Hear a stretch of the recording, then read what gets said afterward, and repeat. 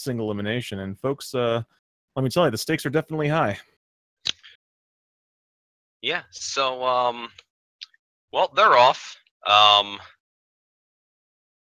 least it seems like it. PerfectQuest's stream is moving at 1 frame a second for me, and Matt's hasn't moved at all. Not that good it's a sync issue. I'm sure I'll get it fixed. Yeah, Matt having a little bit of delay here, but so just to talk about the category, this is 100%. We're going to be collecting every equipable item and their upgrades, every instrument and every permanent inventory item. So flippers, dungeon keys, and then we're gonna go kill Duffel. Oh, and heart containers, of course. Yep, and also all 3 upgrades. So the bomb, arrows, and magic powder upgrades. You have to get all 3 of those. I counted those as item upgrades. Your bow is better when you can hold 60 arrows instead of 30. Undoubtedly. Yeah, but so first thing they're going to be doing is grabbing the sword, and then we're moving on to rupee duping, which hopefully they get good RNG and can pick up the rupees with their shield themselves at the same time. Because otherwise we could be here for a while. As a PerfectQuest's last race did not go so great with the rupee luck. Rupee luck can definitely make or break your early game, since you need 10 rupees, and you can't really keep going until you get them. It's a combination of getting good drops and also being able to duplicate them, which is seems pretty simple on the surface. Just make sure that the rupee lands on Link's shield and on Link to get it twice, but it's a bit more finicky than you'd expect. Yeah, but I don't care. PerfectQuest had crazy good rupee RNG. Almost like, too he's not good. even about to cut any of the bush. He's just gonna go down and grab the seashell. I don't even think that was the fastest way to get it. I don't think he knew what to do in that situation. That never happened. Yo, and a 153 shot time is actually pretty darn solid, so he's off to a great start. Yeah, I mean, like, record for that is you dupe the first 5 enemies you kill, and that's crazy, but if you get slower than that, it's like a 145 is probably the best you're gonna get, so 153 really good. Yeah. They rob the shop and the shopkeeper kills you. Very unfortunate, no perfect ending. Yep, so unfortunately, Marin does not turn into a bird at the end, spoiler alert. Yeah, Marin does not get to be a bird, she just gets to be not existing. But yeah, stealing important, and now, powder. Hopefully no one messes this up. It's significantly more devastating than 100% if you mess it up, because this is... this is important. Yeah, thankfully there is actually a backup. I think earlier in the tournament we did actually have someone not get the powder, and they ended up farming more rupees, but it's actually, if you miss it, it's actually probably faster to go get the mushroom and take it to the witch's house. Yeah, so if it does happen again, hopefully the people will remember that. Yeah, I mean, you're gonna lose some time, but you needed the 10 rupees to get the bombs anyway, because bomb arrows are good. They're good items. The joke there is that we don't actually pay for the bombs. We just say, yeah, sure, we'll take them, then save and quit before the rupees count down. Yeah, abusing just how the system works. Yeah, the save and quit menu is useful for more than just saving and quitting, although it does let us warp around. Yeah. But, yeah. Alright. And I don't know, I think Matt's been trying to learn the newest route. He did sort of like a combination, like, seashell routing of the previous 2 routes. The last race he did. And I don't know what route PerfectQuest is going for, because there's been a lot of route changes recently, so we're gonna see all sorts of possible divergences to try to keep up with what they're doing, especially since PerfectQuest appears to be just teleporting occasionally. Unfortunately, they don't have great internet, but that's not a problem. Right, and not to mention also PerfectQuest will be doing the older route. I don't think he's learned the new route yet. So, depending on what PhantomMat does, it will be a little bit difficult to figure out where they stand until we get closer to the egg. Pretty sure he sure is trying to bomb trigger with the shovel, though, as everything is frozen. Oh, goodness. Okay, that's not just me, though. Yeah, well, it gives us a chance to talk a little bit about bomb triggers, though. Bombs end up actually being the most broken item in the game, which is convenient because we get them so early, because the game is programmed so that you can't drop more than 1 bomb, but if you drop them on a screen transition like you just saw Matt do there, you drop them fast enough that the game basically takes that second bomb and puts it somewhere in memory it's not supposed to go. And that just leads to weird things happening, like events triggering, or picking up heart pieces, or any number of other oddball things you'll be seeing throughout this run. Oh god, everything is black.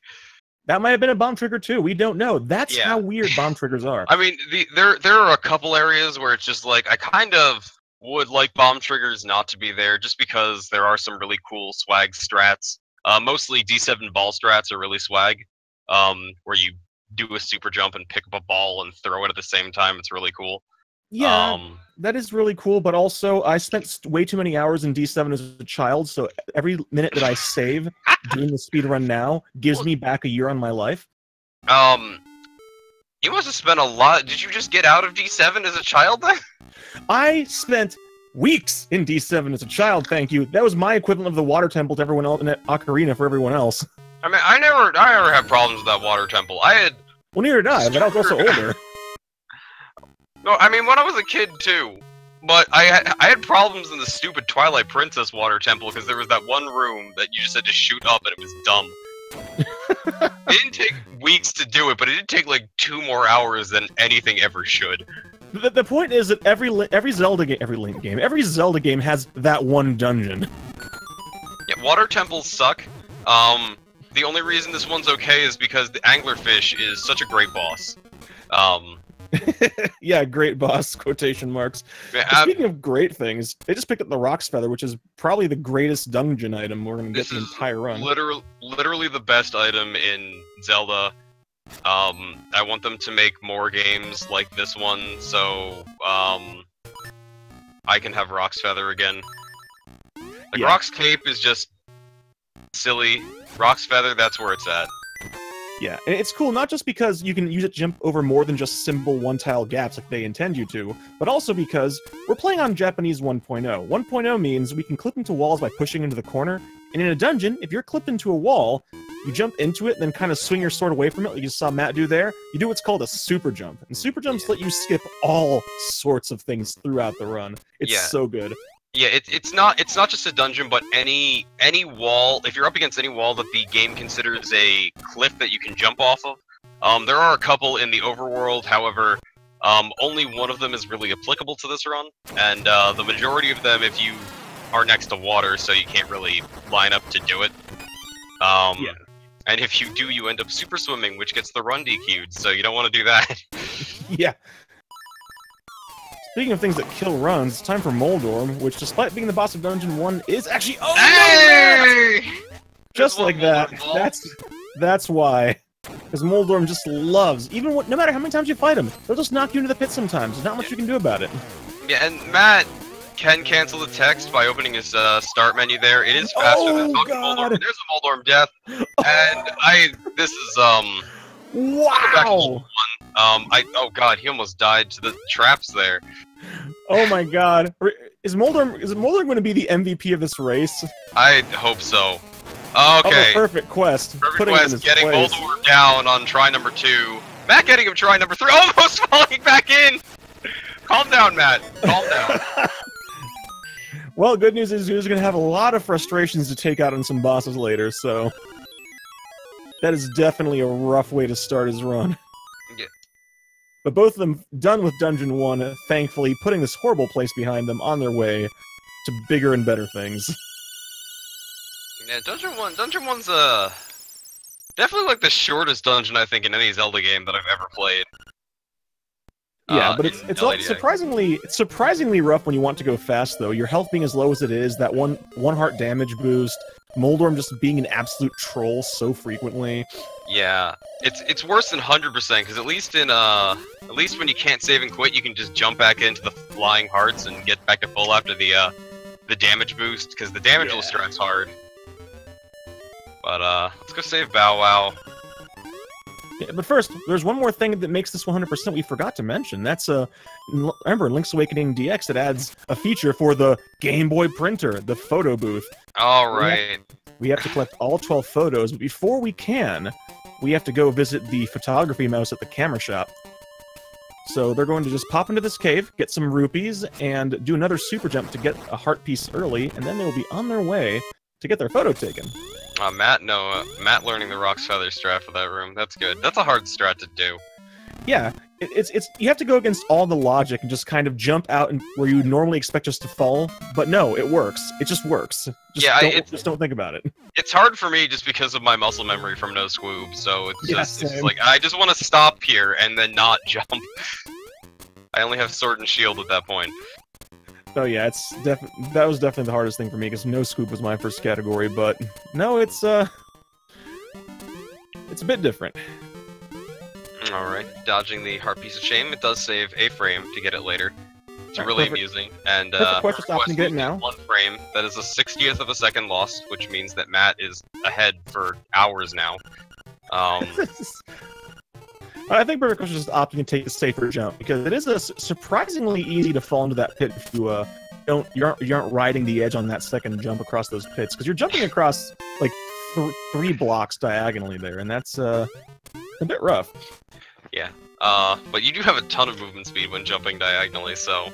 Oh yeah, when you're moving diagonally, you want to be jumping. In the game outside of the Pegasus boots, and most of the time the Pegasus boots are slower because you have to equip the Pegasus boots in this game. If there were more buttons on the Game Boy Color, Pegasus boots would probably be great.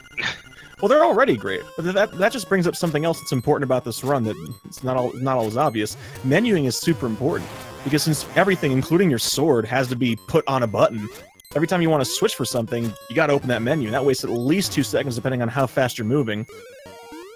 Oof. So we're gonna be trying to combine trips and do all sorts of things. Ooh, that's unfortunate. It's a 3 cycle. Can't tell what cycle PerfectQuest is on. Bit like... I'm going to split the difference and say 2.5 cycles.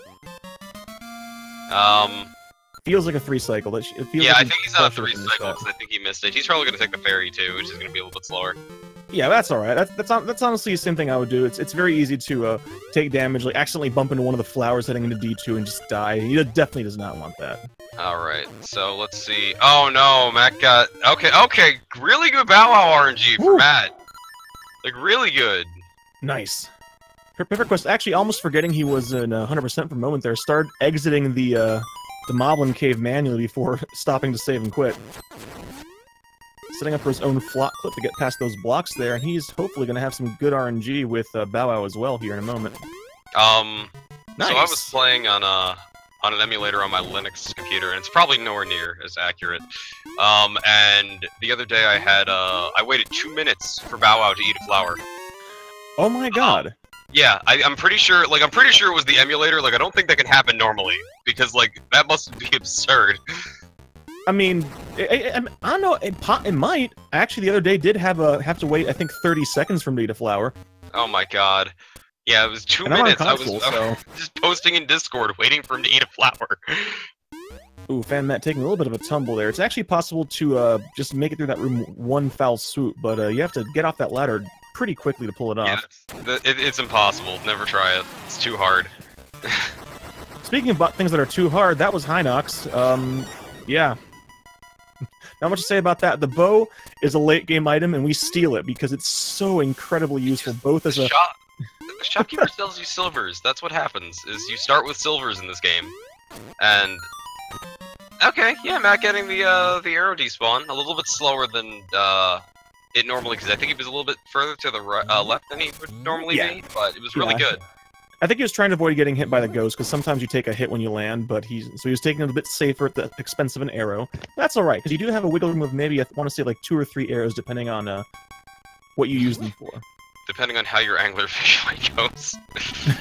Yeah, depending on anglerfish. Yeah.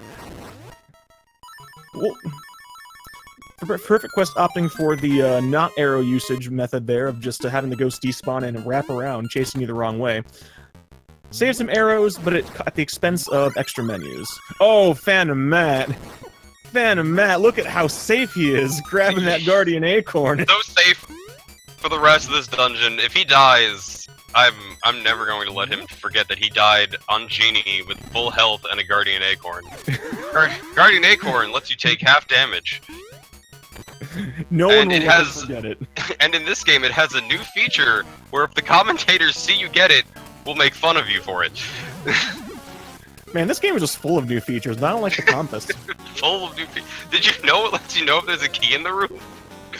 Yeah, this compass is a new feature. I still say we need to have new feature percent. Just collect all the compasses in the dungeons. Like I feel like that's a like holdover from when this was originally going to be Game Boy A Link to the Past, and then they're just like, no, we're just gonna have this every dungeon. Don't bother changing it. That's way too much work. It's fine. Speaking of things that aren't too much work, though, that was the clown genie. I don't know what the boss's official name is, but all I do know is that the speed strat turns this boss from a surprisingly long, obnoxious fight into a really short, hilarious fight. Meanwhile, on PerfectQuest's side, he's picking up a pot for about a minute. Oh, and there he goes! Oh, God. Man, look at those zooms. That was fast. Oh my God, he's running in the year 3000. Holy cow. Those are some new strats on how to teleport 45 seconds into the future. We'll get back to PerfectQuest eventually. Speaking of teleporting, though, PhantomMat taking a bit of a detour here. Even though he's supposed to be heading down to get the Dungeon 3 key in a bit, he actually is going to take a detour here to view the teleportation pit, because that's how you activate them in this game. And it seems like a pretty big detour, and it is, but it does end up saving a little bit of time over running up here later, so there you go. Small time saves are still time saves. So, I was trying to actually route in this warp into No Squoob, and then you would Jesus jump through Canalet Castle at the end of it. Turns out it's only 6 seconds slower than current overworld routing, so I think I'm just gonna do it anyway, because it's cool. Everyone should do it. Why would you do that to yourself? Because then you get to go to Canalet Castle. Why would you ever want to go to that place? Because you never go there. It's never a reason to be there. There's never any value there. Yeah, then why on earth go there? Because it's cool. It's a castle. The only reason we ever see parts of it is because we need to get a photo there, which we're going to see Matt do shortly. You get to see Richard's swanky digs that he got kicked out of from, I guess, being an ineffective ruler. No, it's because he's mistreating his staff. Same difference. So Matt is not doing the newest route because we can see he is not going to go get the seashell in the forest right now. So he's probably also not going to go get the 5 seashell present either. I mean, he still technically could go get it, but I don't know if it... Actually, no, because you end up at the other one with 10, and I think you pick up the one to the right and left. Right and down is 11 and 12, or is 13 and 12. So something like that. Yeah, the strat, which I don't know. We'll see PerfectQuest do it, but the current fast strat actually involves stopping to grab a couple of extra seashells, and then going to Seashell Mansion now. But we're probably going to see PhantomMat go get the Canalet Castle picture, and then head on down to do Villa Skip immediately. Yeah, I do know that. Okay, so PerfectQuest isn't doing it either. I do know that Matt will probably still do early hookshot, which I don't think saves anywhere near as much time when you don't set it up so you don't have to go back to the beach twice, but... I don't know, but I know PerfectQuest does. I'm pretty darn certain he does early hookshot. Yeah, so that'll be hype. That's always a fun trick to watch, especially considering it's a little bit safe now. Yeah, we have a very good visual cue for it. So now Matt's just going to head straight on back and do Villa Skip, which is another real fun trick that skips the castle, because the castle is dumb, Alpha. You don't want to go there. It's cool. It's a cool place. It's got a dude who lives in a pit. It's got the only ball and chain trooper in the game. It's nifty. Shaking my head. I'm also shaking my head at PhantomMat. He's getting awful lot of buffers there. I don't even think I heard the falling sound effect. Oh yeah, I heard it, but yeah. So it's not entirely his fault. It is on a global frame rule of when you can fall into a pit, and that's at 59.75 seconds or 75 seconds or something like that, or frames per second. So it's a little bit hard to get. Yeah, and now he's just setting up to do his escape here. Is that dude escape? You also generally see folks. Yeah, I think he's trying to. I'm just trying to think if there's an open patch of grass, he won't escape the villa there. Okay, there is one. Alright, so he's fine. Yeah. Now, you also sometimes see folks go into the cave to get the seashell, but he's just going to go straight to get the seashell up here instead. We already talked about Jesus Gems. It's going to do one right here on the screen transition, which is pausing until you see the splash, then it just lets you move over, just like that. Yeah. You have to pause to do that trick anyway, so it's fine. Oh my god, he almost had to reset that room because he didn't jump slash. That seashell almost went for a swim. That would have been unfortunate. Yeah, he'd have to go do a couple Jesus jumps and then keyholes or wherever they feel like it. Yeah, wall clipping lets you do a lot of things, including insert keyholes on the wrong side of... Insert keyholes on the wrong side of keyholes. No, keys on the wrong side of keyholes. I know how to word. Okay, I kind of like PerfectQuest's setup for that that villa escape because it's less stupid than you just falling into a hole immediately as you go to the left, as I often do. But now that we don't do that in Hundo, it's safer. No, I actually do like that setup as well. I have a tendency to fall into the hole and no scoop quite a bit, so I'll have to remember that one. Villa escape is hard. It's really hard. But so speaking of no scoop, one thing you aren't really going to see in this one, as opposed to that one, is Piece of Power, because saving and quitting resets your kill count.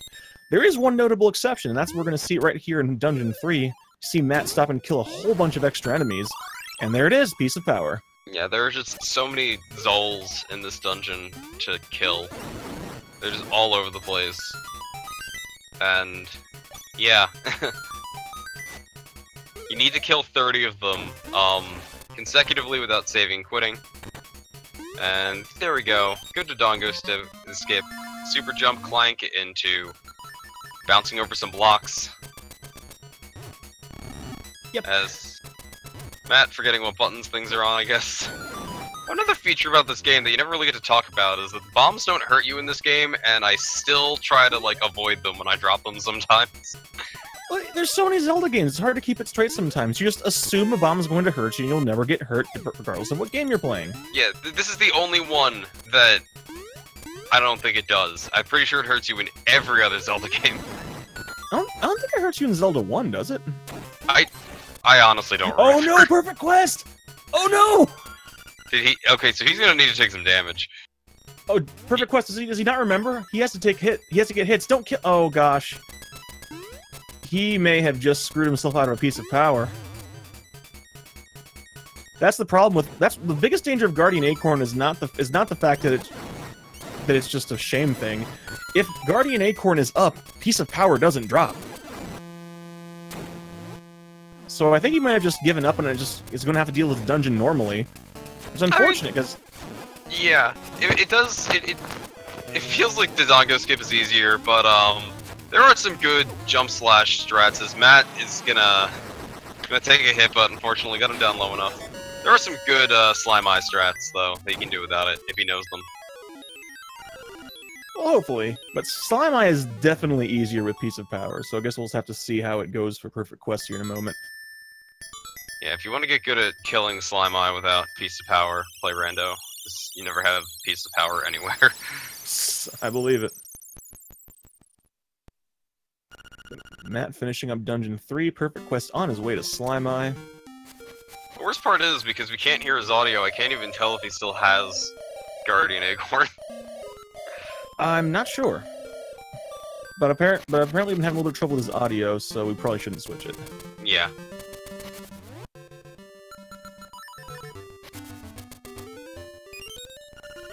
Digging up a seashell. Yeah, Matt's probably going to be on his way to Seashell Mansion here in a moment. First, you have to make a little bit of a pit stop here to grab one of the least obvious heart pieces in the entire game. Yeah, there are a convenient 4 of them, so... Maybe 5, but... 4 of them that are, why would you ever check here? Although I do remember finding this one as a kid. How? I don't know. I was like poking my sword against the wall, and then I just found it. I didn't find the one that was in Lanmola Cave. I didn't find the one that was... Okay, so... I think Matt might be trying to do the save and quit strat here. Maybe? No, I think he wants Terran to suffer, as he deserves. I mean, yeah, he's got it coming to him. It's kind of a pain in the neck throughout the entire game.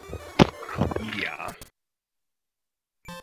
But our prize is honeycomb. Now, you may have noticed that we gave him a stick. We had no reason to have a stick, because you're supposed to get the stick from the trading sequence. But it turns out that that castle we skipped using Villa Skip, that dumb castle it's not worth visiting, you actually have to do the trading sequence up to the stick in order to actually get into the castle. So when you finish Dungeon 3, the game assumes you have the stick, because why else would you be past Dungeon 3 if you hadn't done the trading sequence? And ta-da! Man, Candlelight's so cool. It's got everything. There's a monkey there that you can have Bow Wow, like, attack. It's great.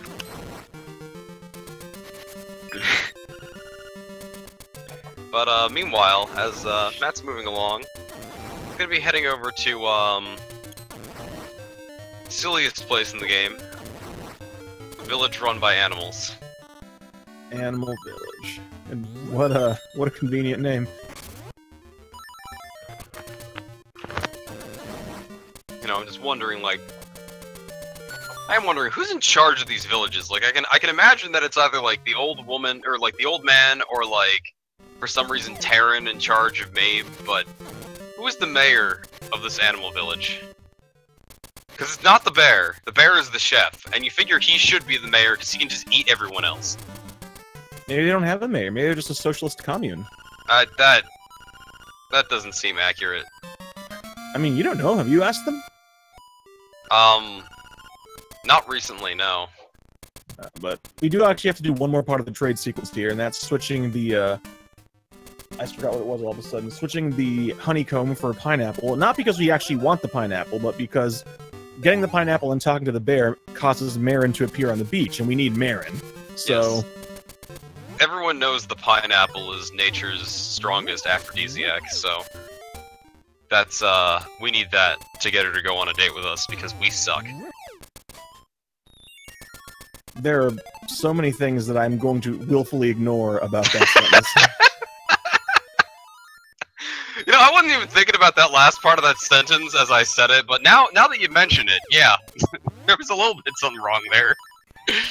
A little bit? Speaking of food, PhantomMat picking up a sweet potato out of a treasure chest in a dream sequence, you know, just like in real life. Except in real life, they're yams. They're just marketed as sweet potatoes. I mean, potato. You know, whatever. During this fishing sequence, Link is gonna carve holes into it so we can play music with it. Yeah, I mean, what else is he gonna do while he's fishing? Certainly not catch fish. Look, that one got away. See? That's what he was doing during that part. He just threw out the lore and was like, this is a great time to turn this yam into a flute. Well, there's actually a reason for the fishing. That's this giant fish right here. Actually ate a piece of heart. And a fun little cool thing is that this is actually the 4th piece of heart, so they're going to get a heart container, but because there's dialogue from the fisherman, we actually skip the dialogue boxes from you got a full heart container, which is one of those cool little optimizations. Alright, now bye-bye Bow Wow. We will no longer shoot bomb arrows into you willy-nilly. And here's our first of 2 RNG cutscenes. This one can lose time, because you can just clank into the chain chomp faster or slower, depending on where the chain chomp is. I don't actually know what is good or bad RNG, but I do know it exists. We have a whole bunch of photo cleanup we're going to be doing over here. You have to get, like, 5 photos in Maeve Village. Yeah, and it turns out that a handful of them are actually permanently missable. That's one of the other things to worry about. There are some photos, like the Richard photo we saw earlier, and then 3 photos with Marin that are permanently missable, so you have to make sure to get them now, otherwise, well, you don't have 100%, and, goodbye. Thanks for playing. Kinda wish there was a photo with the rooster. That would just let us skip rooster, but then get rooster when it was convenient. Alright, now we're gonna see if Matt's going to do any of the important tricks. Very good, doing the nut grab. Good. That is gonna set up his seagull RNG here. These seagulls are RNG. They can determine whether or not your run is going to be good or bad. Let's see if Matt gets good seagull RNG. And they also turn whether or not they're... Look, right now they're doing an impression of the Blue Angels, flying really close to each other and not colliding, which is takes a lot of practice. Only the top 1% of seagulls are allowed look to at that do one this. seagull. It doesn't like the other seagulls anymore. It thinks they sucked at what they were just doing. That Now seagull it's is back to off the fight team. Yeah, now it's going back to fight them. I think it's winning because the other seagulls are getting beneath it. Yeah, so basically what we're trying to say is that LADX was Fortnite before Fortnite. That's a battle royale out there. Excellent. And PerfectQuest, I think doing Fish the Pond, is he caught that first fish. That is actually a lot slower because you get a bunch of text box. Oh no! Oh no! Oh no! Ah! This one, I think, if he didn't catch the first one, I think he has to catch the second one because I don't know how his rupee count's doing. He might have to grab a few extra wrong? rupees. I think PerfectQuest does the chest in D5 rather than the ones in the color dungeon, so I think he might have to actually pick up an extra chest somewhere along the way. PhantomMat, look at him go, using brute stress to get across that pit. Yeah, the current route has you have Feather equipped here, so, I mean, you missed Nut Grab, but you saved time. He accidentally fished, he was mashing through the menu after getting the big fish and accidentally fished an additional time. Oh, no. Oh, that's unfortunate. His rupee count's not looking the best. I think he might be a little bit discombobulated from that, because he almost forgot to return Bow Wow and get some photos. Here's a fun picture. Link is a frog. As, you know, the natural stages of the Hylian life cycle are small child, frog person, adult. We skip over that phase in Ocarina of Time. Interestingly enough, if you actually go to the camera shot after and look at that photo, Link is actually smiling and Marin is pointing out over the sea, so...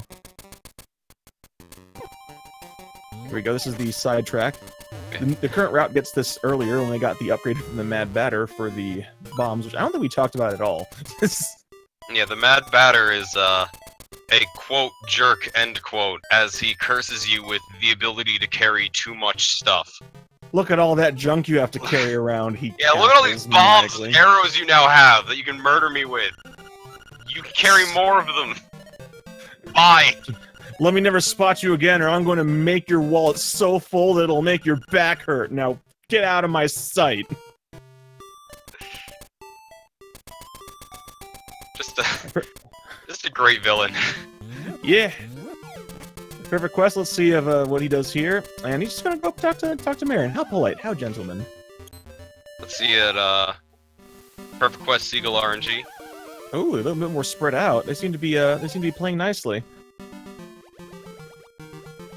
This is what the run is about, are these seagulls.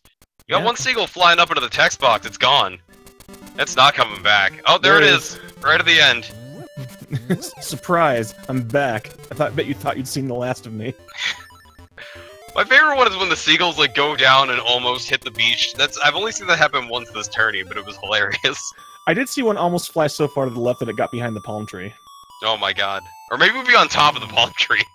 And there you go, PerfectQuest showing off that Link is so excited to go on the stage, he literally picks up Marin and holds her over his head. He's a strong boy, he's been eating his Hyrulean Wheaties. I mean, like, if you spend, like, any amount of time with Marin, she's kind of a jerk, she'll, like, occasionally tell you, like, hey, we should go to the beach! Which, like, alludes to the scene that PerfectQuest is at. If you play your ocarina, she, like, says, like, somewhat loudly, then pretends that she was saying it quiet enough that she didn't say anything, that you suck at playing the ocarina. She's a jerk. She'll teach you later, it's fine. That's why Terran, like, is doing such a good job to keep you away, because he knows that his daughter is just no good. As, PhantomMat pays the sand toll of 2 arrows and acquires a key.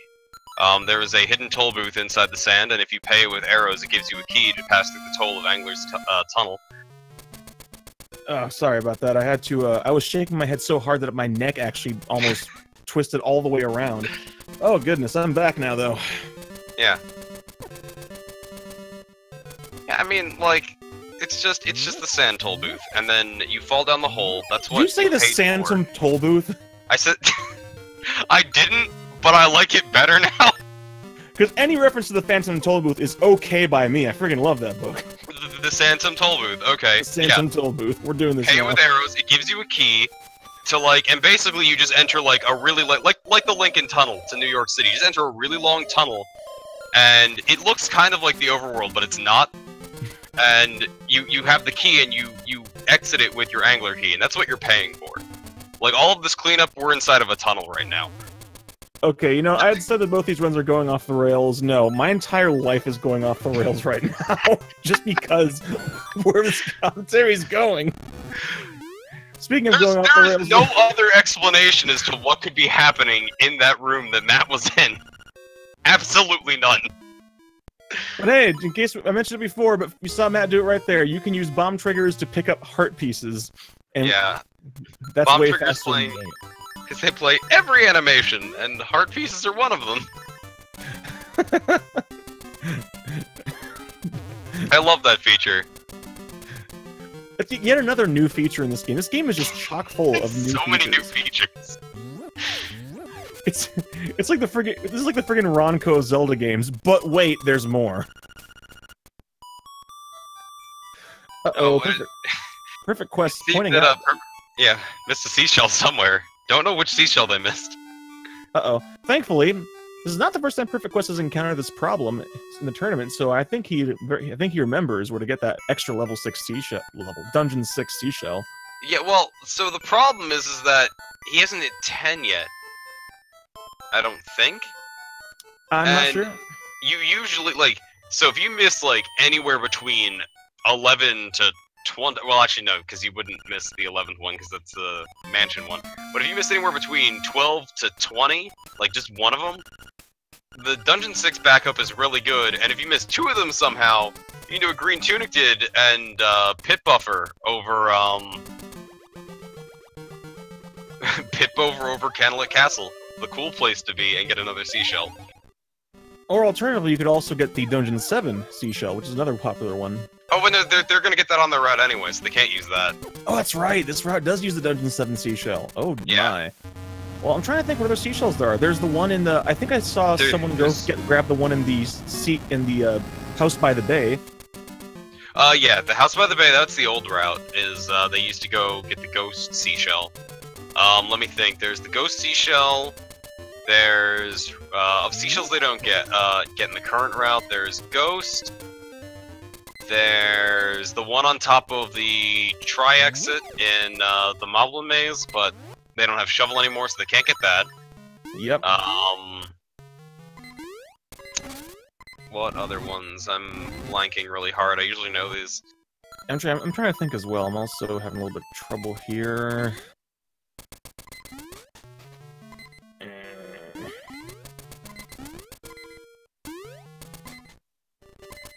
There's one in a treasure chest somewhere. I'm drawing a blank on where it is. Yeah, I'm hang on. It's let me think. There's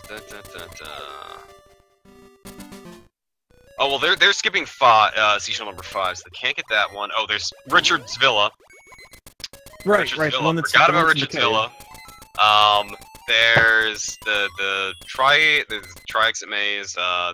They're getting House on the Bay. They might be getting House on the Bay. I think that's all of them. Oh, there's wait, no, there's D6 exit. Is there one in River Rapids? No, the one that the D6 one pops you up in the middle of the rapids. That's the one. Okay. Yeah, no, I was like, and then there's the one at the exit of 5 Chest Cave, which is way less hype in this game because the randomizer can't make it 5 different items, which I wish it could. So there's a run going on, and Matt is now in Dungeon 4. He's playing a little bit safe. Unfortunately, he doesn't get to fight everyone's favorite mini-boss here, but we'll see him later. Yeah. Another fun thing is we actually get to see an alternate route than through No Scoob here, because since we don't fight the mini-boss, because we're not splitting this dungeon in half... No, we do it No Scoob 2 now! Oh my... Wait, what? We do D6 first, with Jesus jumps! Oh, that's right! I forgot about that! Yeah, we used to split this dungeon in half to avoid the ghost cutscene, but it turns out that 100% even before routing changes... Wait, hang on! What did Matt just do? He held his sword out to the right and actually tinked off the Helmasaur into the screen transition. No, but not that, but one of the doors didn't open after he killed the 2 souls! I don't... This one has gone so off the rails that the game itself is just not even caring. Oh, Matt. Accidentally not getting his super jump there. This is my favorite trick Mostly because I can't remember how to do this dungeon normally. Um, you can do it in, like, any version of the game. It's great. It's just a cool trick. The thing is, you have to actually wait for the P hat to get high enough off the ground, otherwise it won't bounce you high enough. But when you do, Yeah. you just basically go from ground level up to high level. Okay, let's see if Matt has better luck with the anglerfish than he did last time. Well, he didn't pause fast enough to skip Anglerfish's angry text. Anglerfish sounds. Didn't get the dive, but he didn't die to him this time because, I mean, last time we decided it was because he was just busy memeing with Spice Father. He had to out-meme him on Anglerfish. I'm pretty sure it was just that he tried to fire the second bomb arrow too early, and he's ended up holding a bomb rather than firing a bomb arrow. Yeah, and then he threw the bomb, and Anglerfish charged him, which was it's the best way to die to Anglerfish. Because Anglerfish can actually charge. You don't usually get to see it in the speedruns because, well, Anglerfish dies really fast. But I wonder if I can make, like, a sword-only category, where you just have to fight every enemy with sword, except for Facade and Hothead. Wait, no. Sword-only category where you have to always have sword on one of your buttons. Yeah, but that's easy. You can just get by that with lots of menus, because it only advances everything by 1 frame.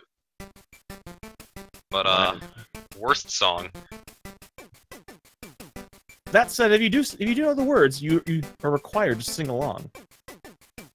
Yeah, but in Japanese, there's more letters than just It's OH. pronounced the same! It's pronounced the same! No! Oh! Actually, looking at that, I think that was the kana for ooh. So Yeah, it like, isn't it's not quite the same. It isn't. But in English it's O, so we're saying O. In English, I think it looks prettier. Like, that's the only text in the game I think looks better than the Japanese version. By, like, a lot. The English text is really hideous in this game, because it's so big. But speaking of big things, it's time for some of the biggest, fanciest tricks in the run coming up here. Oh my god! Whoa! What? Man, I really wish he was going for the new strat where he's saving Quentin that house, because that would have looked really intentional and also really fast. It's just Link professional pinball right here, just bouncing off that wall at 1,000 miles per hour. Sagas, if you watch this later, please route that jump into the game. That'll be good. He'll do it. Don't give him ideas. That's fine. Bomb fairies are horrendous RNG. We can't manipulate RNG in this game because it's impossible, unlike the Oracle's games. But yeah, it's pretty good. Spearster, why? Why would you do that? But no, now it's time. We got a handful of things going on in the bay here. First of all, we're skipping to the end of the trading sequence, using bomb triggers to get the bikini top, so we can get the mermaid scale from Martha here. You gotta remember to do this. Yeah. But then the other thing is, Alpha was talking about it. We can do super jumps on the overworld. This is one of the few spots we can. It's to get the magnifying lens early, because the game wants you to do it with a hook shot, but ain't nobody got time for that, so we're just gonna go take care of that. Oh, maybe, actually no, I think he does it a little bit later. He doesn't do it just yet. Yeah, he does, or at least the last time he did like a hybrid combination of 2 routes where he does the old seashell routing in the old dungeon order, but still does early hook shot, which I don't know if it saves. It saves about half the time, if that, compared to the new route, which saves a minute. He saves, I think, at most 30 seconds.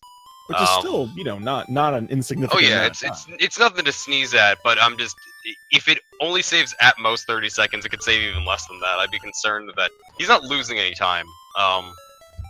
Because you do lose a bunch of time doing the early magnifying lens trick, but you gain it back up by skipping like everything in the worst dungeon in the game, so it's fine. As he misses his boots and. Ooh. Actually, wait. If he does early magnifying lens, he must not be going for it this time. Yeah, because that would have definitely saved him some time. He would have been able to go get the boomerang. Yeah, because you do the beach trip in one go. I can't imagine he'd do early mag and then head back now. That would be very silly. Interesting. So I wonder what he's doing. Oh, that's right, because he's going to come back later to get the seashell in the house. Because you can't get it until you return the ghost to his grave. Right. So, this is where I don't know how much time it saves and loses, because you do 2 trips down to the beach and you're losing like part of what you save with early magnifying lens is a second trip. But we need our arrow upgrade. We don't have very many of them. And I'd also just like to point out that PerfectQuest went from being 2 rooms into Dungeon 4 to getting Mambo's Mambo, so having a little bit of trouble there, but at the very least he's progressing. On the bright side, he has internet. It almost looked like he was doing like... Because he bonked into that, it looked like he was doing Link's Awakening out of bounds strats and walking up on top. But I sure maybe hope not. I mean, it cut back and showed the block falling into the pit, so either way, it's fine. Yeah. Yeah, no, we didn't actually mention that, but part of the category name is no woob, no wrong warp, no out of bounds. So any door has to take you exactly where the developer intended that door to go. And no out of bounds means you can't be more than a couple of pixels clipped into a wall, and you cannot be walking on a tile that's more than 1 tile away from a floor tile. Yeah, that's the short version. The long version of our out of bounds rules takes up like 3 pages and has a bunch of exceptions in it. It's very complicated.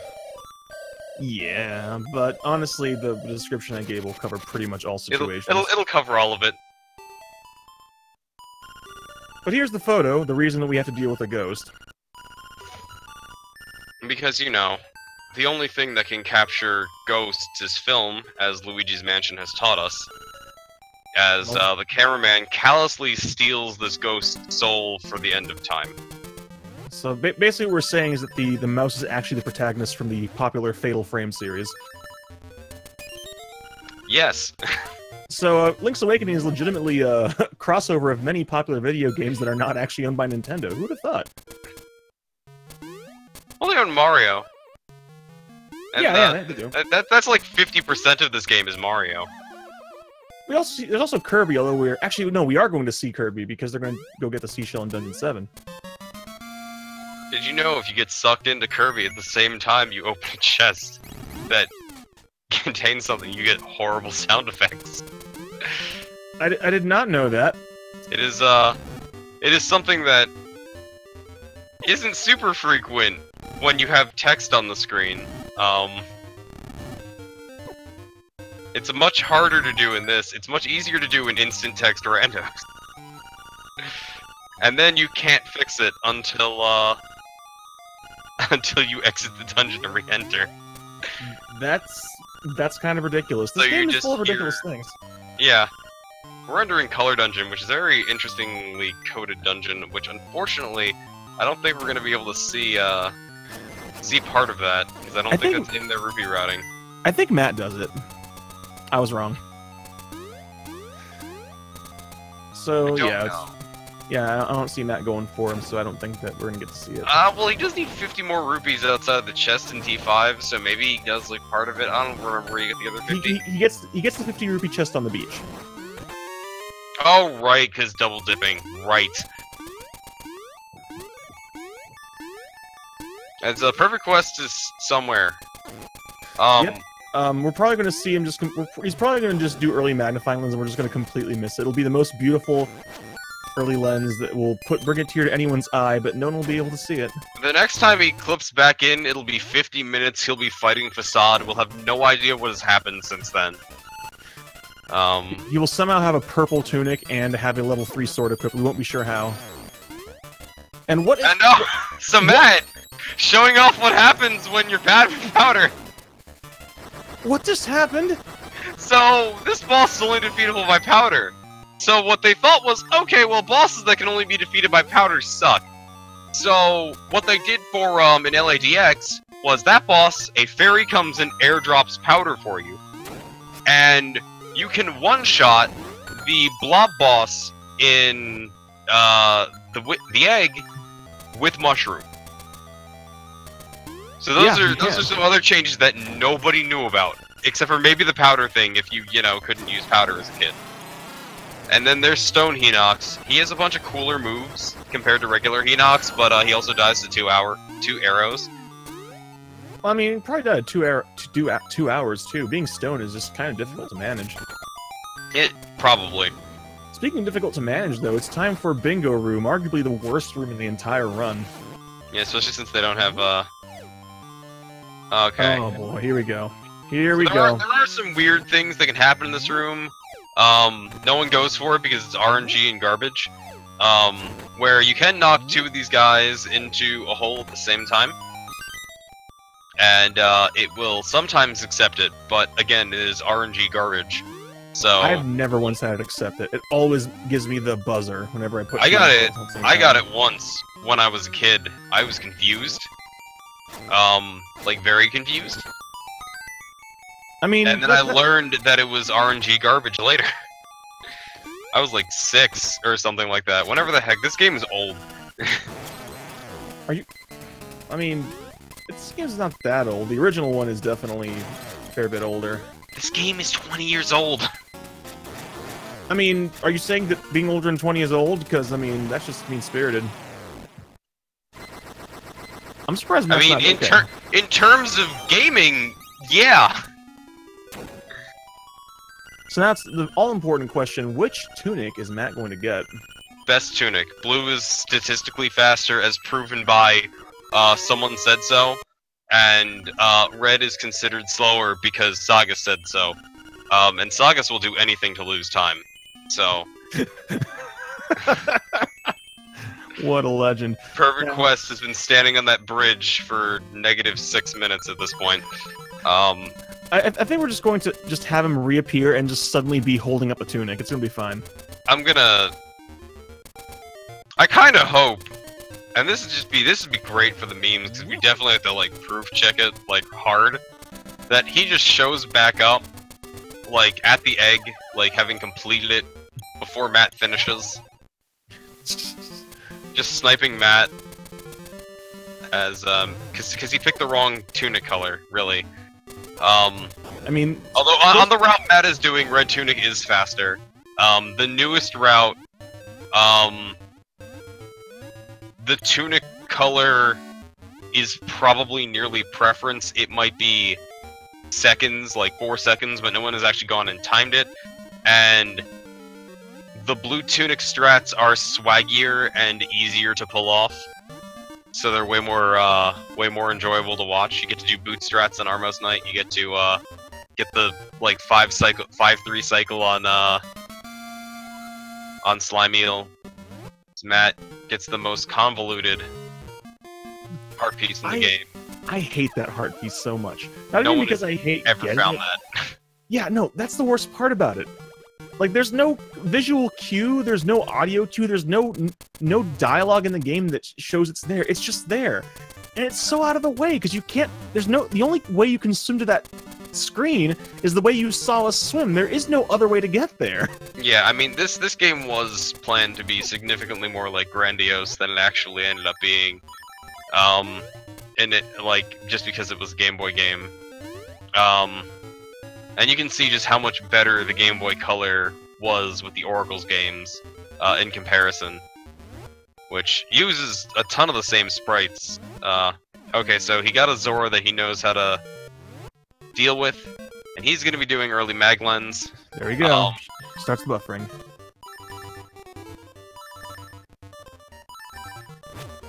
And then, oh, unfortunate, very close.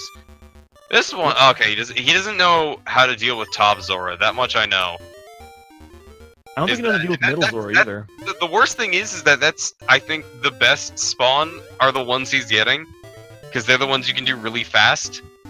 But I think he only knows how to set up for bottom Zora. I actually like middle and bottom over top. But then again, there's a consistent setup for all of them. But I mean, just take varying amounts of time. Okay, that's good. That's gonna be really good.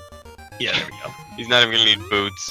But yeah, so there is also a way where you don't need Zora, but it requires 11 more buffers than he just used. So it's 22 seconds slower.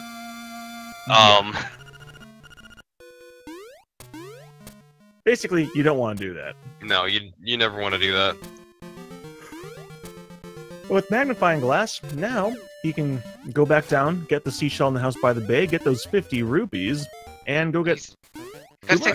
Gotta take a picture first. Yeah. Well, he's doing that right now. He's on the beach, there's a bridge, what better time for a selfie? Except this is before real cameras. Like, this mouse has, like, the best camera ever, because it's still working, and he's just, like, I don't know, trying to drown himself because he straight up stole some guy's soul and probably murdered someone along the way.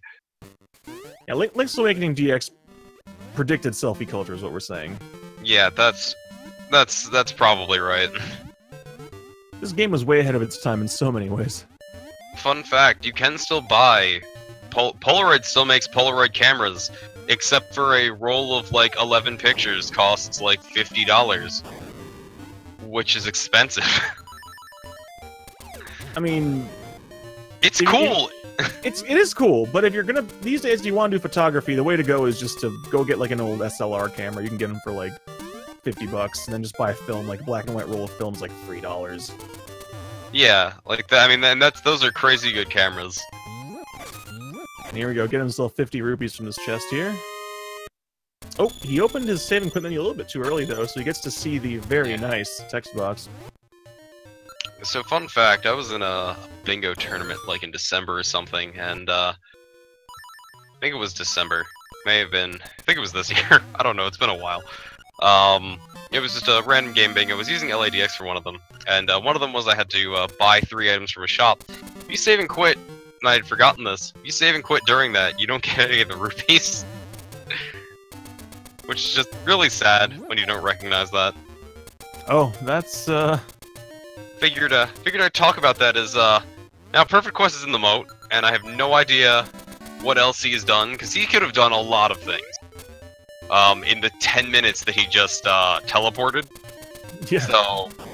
Well, we at least know that he could already have D6 done.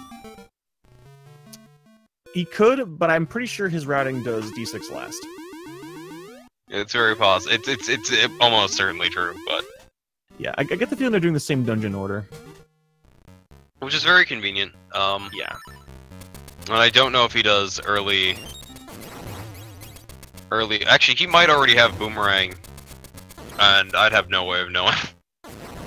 I know, he's doing it now. He's doing the same route as Matt, which is very rare in this tournament. And I'm not sure which positions he knows. I think he might be trying to eyeball the top Zora, but he's way high for that.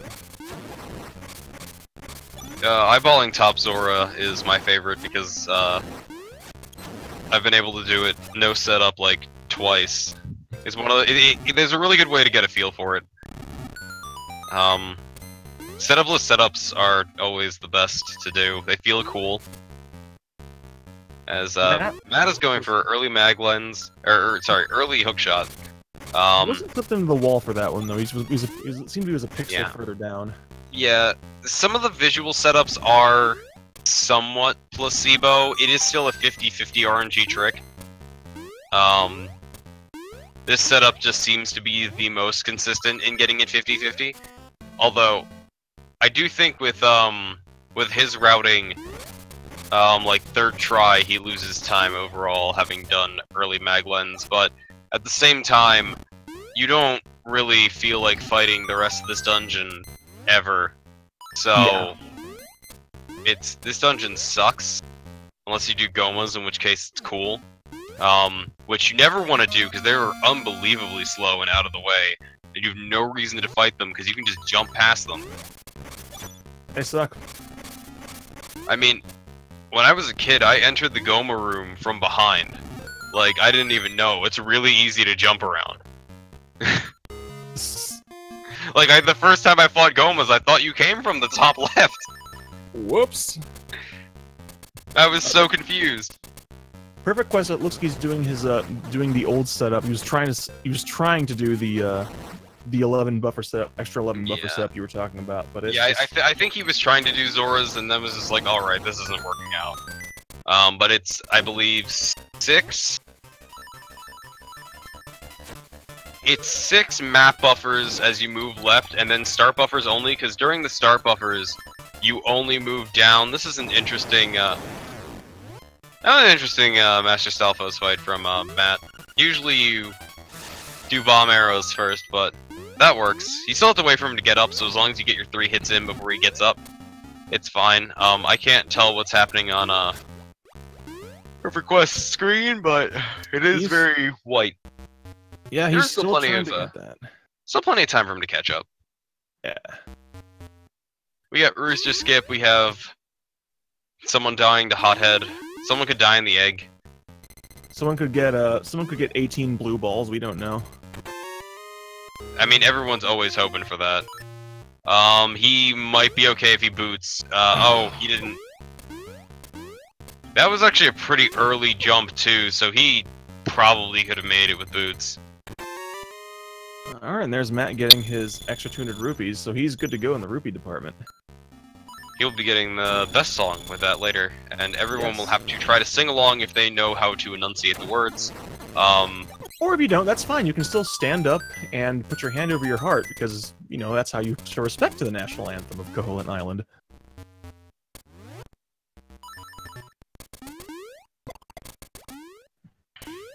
I think Alpha refuses to talk to me now. Definitely going to do so. That's the moment of silence. You don't spend money to hear that. That's your privilege of being trapped on this island. There you go. Matt is doing the dumb jump strat. Wow, that strat's hard and also sucks. Which is why we call it dumb jump, because that's exactly what it is. I think that's the 3rd dumb jump. There's dumb jumps 1 and 2 that we don't do in this category. And it's not even the dumbest thing we do while jumping in this game. There are... Oh yeah. Oh, we got 4 on the first cycle! That was a really good start.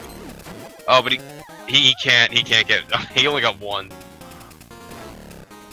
That was a really unfortunate second spawn, but he should be able to get the 3.5 cycle, or whatever.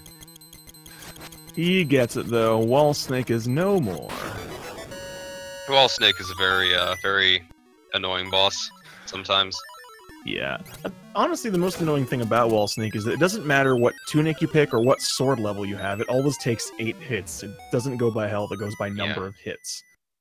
From what I've heard, Blue Tunic makes it so that 5 hits on the first cycle is free. Which is actually one of the stronger arguments to Blue Tunic, is that like 90% of the time, you're gonna lose a ton of time on Wall Snake.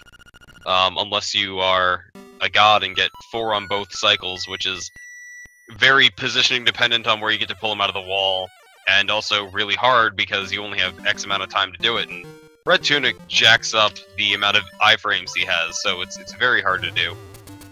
Not getting a very good Wall Snake fight with Red Tunic. Yeah, Wall Snake is probably the #1 boss that is easier with Blue Tunic. I mean, technically also Facade, because there's absolutely no chance Facade should be able to kill you if you have Blue Tunic.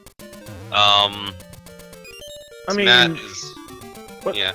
That's a bit different though, because you can offset that by not getting hit by things, whereas just things like things like invincibility frames are beyond our control. Yeah. Evil Eagle is the same for both of them because no one's using the sword, at least in this route. I think some of the newer routes use the level 2 sword for the first hit. Yeah, because it's hookshot quick kill. Yeah. Which is all sorts of ridiculous. That exists. It's such a cool trick. It is. I like the fire rod one because it is easier to do, but I really like the level 2 sword setup. Although hookshot it feels really slow because of how the hookshot shoots out and retracts. Yeah. It's not that slow. It's actually really fast, but it just feels forever. It's true. Matt using some speed tech, hookshotting to signs. Yeah, this is Signpost Maze. We haven't really mentioned anything about it, but Signpost Maze is not that super duper difficult aside from a certain jump if you do it before D5. But the big danger is if you're trying to master the sign text with A, it's very easy to accidentally read the sign a second time and have to start over, so you gotta be mindful of that. Okay, now here we have best song, and let's see, if Matt is capturing in 60 frames a second, this will look good. If he's not, this will look like absolute trash. He's capturing, well, I think Speed Gaming broadcasts in 30, so regardless, we're not gonna get Oh, yeah, then that would be fine, yeah. Everyone, let me see your salutes in chat. This is unfortunately not Giacob's capture card, which is the best capture. And the only person who I've seen who's had an accurate one so far has been Alos, where it looked exactly like the game. Spearster, that's not a salute! So, goddamn it, Spearster. Ban. Spearster. But, if you can enunciate what was just happening, feel free to sing along. Although I don't think you're the holodeck doctor from Voyager. So, that's probably not going to happen. I mean, you hating on my boy, the emergency medical hologram? No, that is literally my favorite character in that show. Okay, good. He's the best character. He's awesome. No, it was just that episode where he was on that planet where everyone liked math, and they had him, they replicated him singing ridiculous things, pretty much exactly that song, that were beyond human vocal range. I remember that. And that was a really bad song at the end, but they all loved it. It was horrible! Oh, the Frog Song of the Soul, it gets your soul stirring, it brings you back from the death. From the death? From the death. The death. And yeah, PerfectQuest's rupee count's not good, as I noticed he's entering D5 with. He's gonna need to find 4 rupees somewhere. He'll probably get them anywhere, but yeah. If he doesn't, that could be really stupid. And so are we going to just overlook the fact that PhantomMat did not get obstacle skip and broke that block? I'm not addressing him anymore. I'm only paying attention to PerfectQuest's screen, which is currently very calming to me. He didn't go for obstacle skip and is dead to me. So now, but speaking of skipping things, we're gonna skip the rooster because I don't know. I guess PhantomMat doesn't like his friend, but he's gonna try to do some shenanigans here. The hook shot is magic, and ooh, that was actually a pretty good buffer there. That was, I think he got the frame perfect buffer. No, he thought he got the frame perfect buffer. He needs one more. You want the tip of your hook shot to line up with Link's nose when you're going for the buffered strat. Didn't get a good jump off of that though. And is trying to make it. Okay, that's 3. Oh boy. That's also 3. I don't think he knows how to back it up with start menu buffers. Hold start. This is troublesome. I'm pretty sure he's also listening to this, so like I'm giving him on how to do it. That one's gonna work. Yeah, well, okay. Oh! And you know what? It's a shame he doesn't have the shovel because he could do the cooler strat with the shovel in that room. Well, if he was doing that, he might as well just go do early rooster skip. Yeah, I know, which is so much better. Everyone stop hating on early rooster skip. It's really fun. It's cool. You do a shovel boot strat, which is the only place that you'd ever see it. Just because it makes it easier to do, because otherwise you have to be way too precise.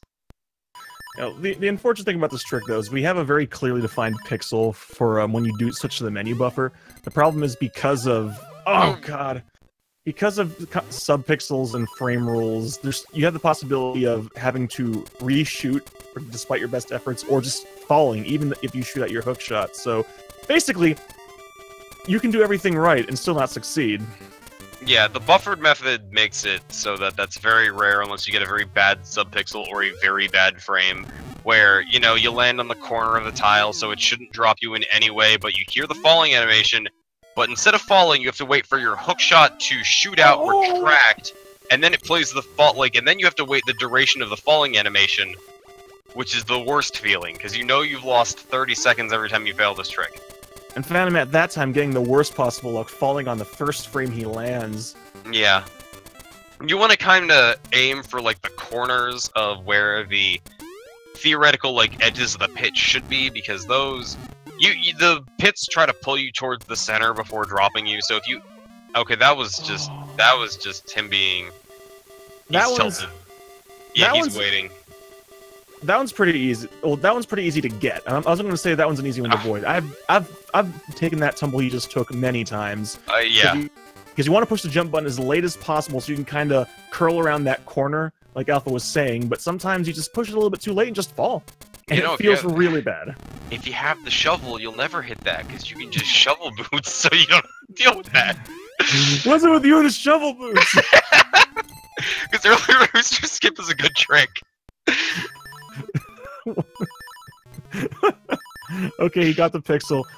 He's far enough, he should be able to get the— Oh, no! Oh, no! Oh, God! He's not getting a good second jump. The second jump is actually, I'd say, the harder one to get. But... Like, that's... I don't know, for some reason it doesn't seem like he's going far enough. I don't think he's getting enough into the area where he needs to be. I don't know what try of Rooster Skip he's on right now. This is definitely enough time loss that PerfectQuest could have caught up, except we don't know where PerfectQuest is, or if he will ever be again. Oh, there we go! Oh, no! That's it! That's the absolute worst luck. That one is the worst. And he had gotten the distance. That is exactly where you want to land for that after that on second jump, but he got the bad one. That is a frame-perfect run killer that he has no control over. Yeah. That's one you can't feel bad about, because that one you cannot do anything about, but... Yeah, I mean, you still feel horrible, because you just got a frame-perfect run killer. Yeah. That's the thing. We're talking about how awful Rooster Skip is, but honestly, once you learn the trick, it's not that it's super difficult. It's just the problem is that can happen, and it's so late in your run that if it kills your run, it feels awful, because you're already over an hour in. Okay, so Matt has a bad start. So who was it who I saw doing that? I think it was Alos. He actually goes into Rooster Skip and does a hookshot clank against that wall. He doesn't actually equip boots in that room. He does a hookshot clank.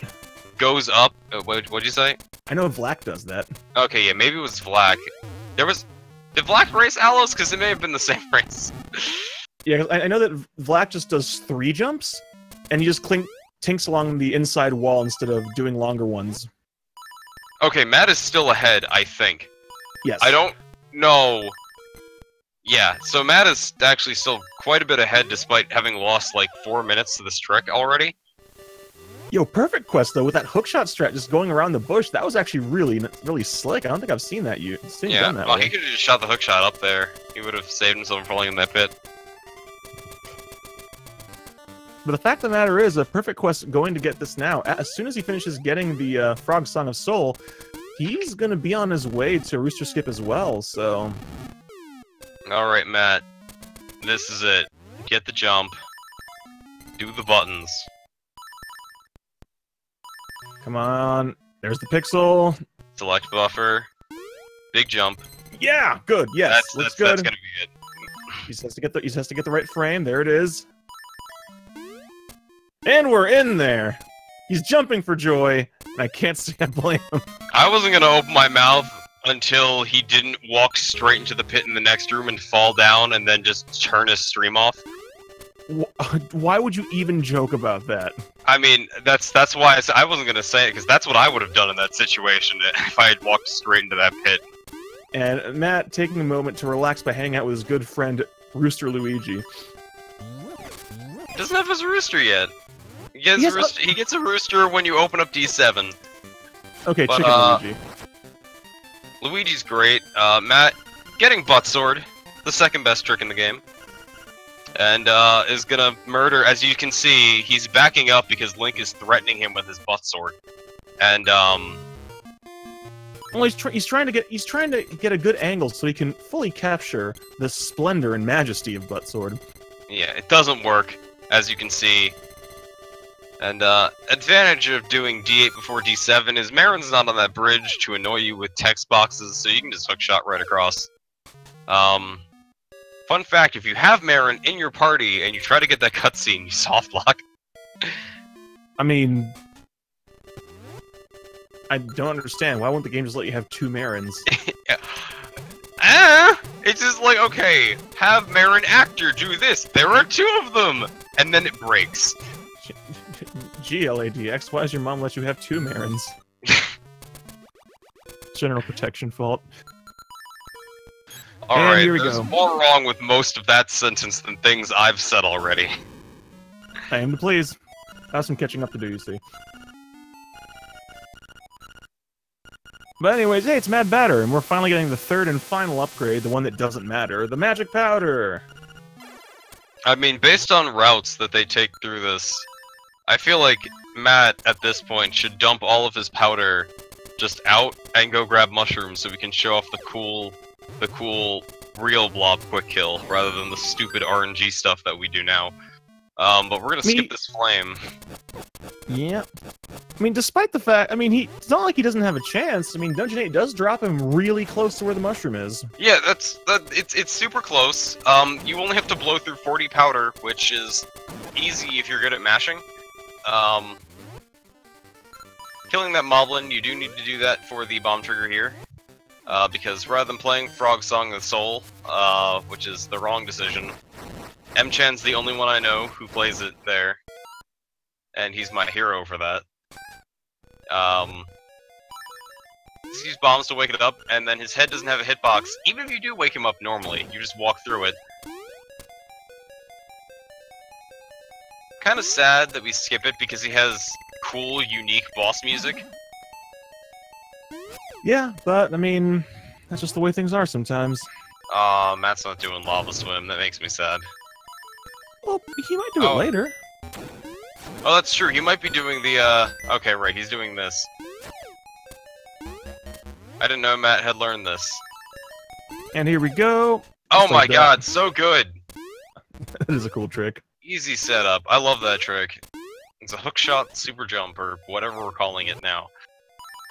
I think it's pretty much a super jump combined with a hookshot. With like quick hooks and everything. It's a pixel trick in that room. And that was Bueno. We don't skip him. Nope. And then, yeah, the entirety of D8 is going around this ridiculously large maze to get to a crystal switch to flip that switch. But you can super jump over it, so you skip every room in this dungeon, pretty much. Yeah, casually this dungeon is actually pretty awful. Yeah, I mean, it's cool. If you're oh, Matt, frame perfect. Slash your sword, get right in there. Toasty.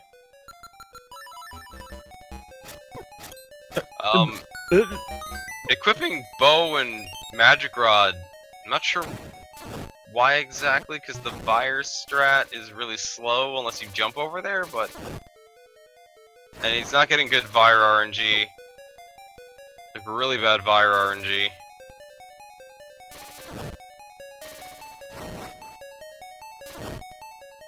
There we go.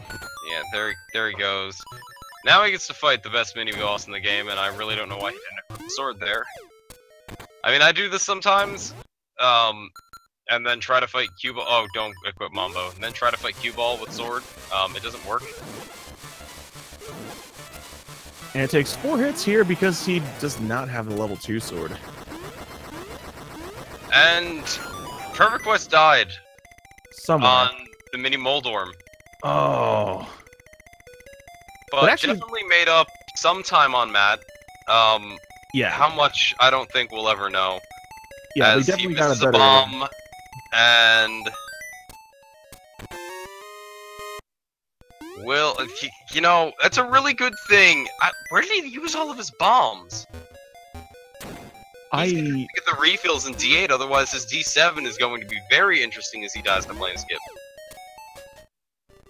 Well, he's definitely gonna have to play the song. Yeah. He doesn't have an option. I really wonder what happened to his bombs. Yeah, because you get 40 of them, so I don't know what trick, unless it was the fisherman picture is the only thing I could think of. Possibly, because if he wasn't pause buffering the fisherman bomb trigger, it's surprisingly easy to accidentally just drop all your bombs into the bridge. Trust us, it makes sense. Yeah, that's the only place I could think of that he would have wasted, you know, 30 some odd bombs. As you can see how many Matt still has.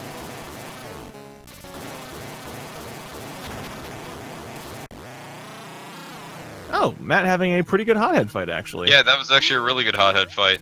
Was that one cycle? I think so. Damn, okay. Now let's see if I just convince someone to ban him from the Discord. He gets the wang, boys. Side wang, good enough.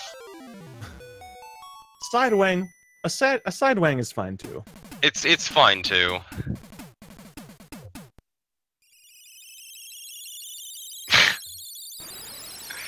I'm laughing because it's entirely inappropriate to complete the actual quote. It's fine. All right, let's see if Matt is going to be the Matt, hero of all ages. Matt, go meme get that with mushroom. us. Go get the mushroom. You've been listening, probably. Ah, he's the worst. PerfectQuest, if you're listening, go get the mushroom after D8. But I don't think he knows how to do the. I don't think he knows how to do the quick kill. You just take the you just use it. That's it. It's so easy.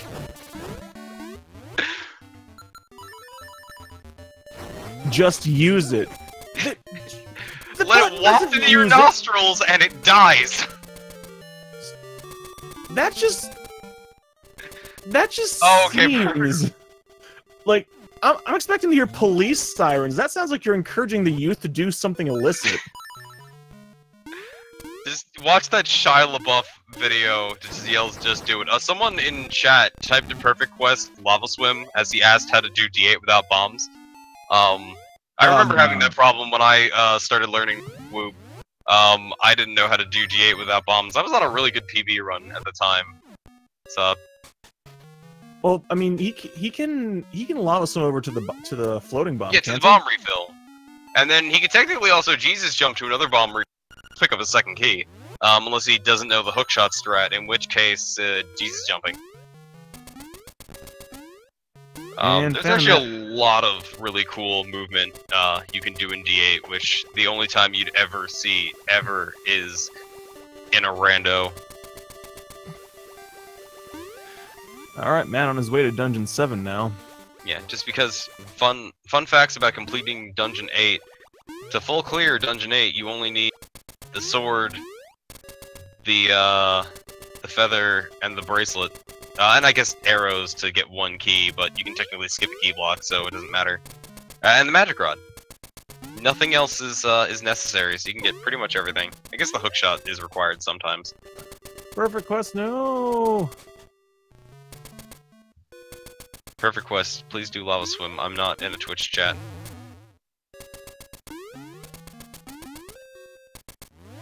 Oh no. His internet is so bad he's been kicked from Mivid, which is a web browser based IRC client. Oh, that's... Well, I'm in the IRC channel and he's still in here, so if he can come back, I don't think the bot will kick him out. He's probably, well, he might just be remaining as a phantom connection right now. As Matt is currently pausing because he is also typing in Twitch chat as our runners are paying attention to what they're doing. PhantomMat opting to put the key in the keyhole from the correct side. How that very is, considerate. I'm going to assume slower and bad because he did it and no one else does that. Alright, PerfectQuest has regrettably opted to forfeit on this time. That is a shame. That does mean that Matt has won a race. He promised No that he would.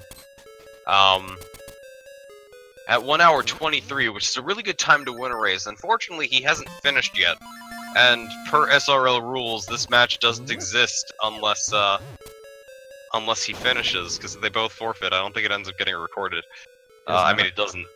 So Matt's still got to finish. Although, in case of in the event of the tournament, that doesn't matter at all, as it kills that one Zol to make sure his bomb triggers work.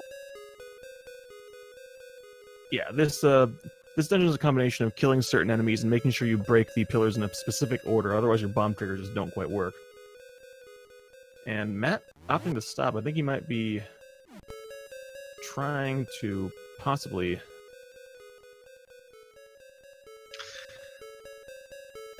I give Matt a piece of encouragement. Matt,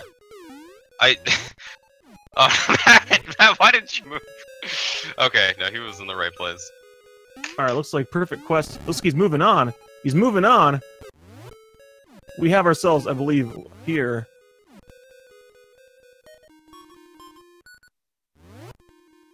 Lava Swim is... I really like this, if you do this right. I used to just YOLO it. What is he doing? No. Oh, no. Okay. Okay. But you can't transition upward with a Jesus jump. Yeah, he has to do it on the horizontal transition and swing his sword on the transition to make sure he's swimming and not just... Yeah, because otherwise it's RNG, which I didn't know for the longest time because I would always get it first try without thinking. And then I stopped getting it, and then found out that the sword slash is what made it not RNG. So I was just really lucky.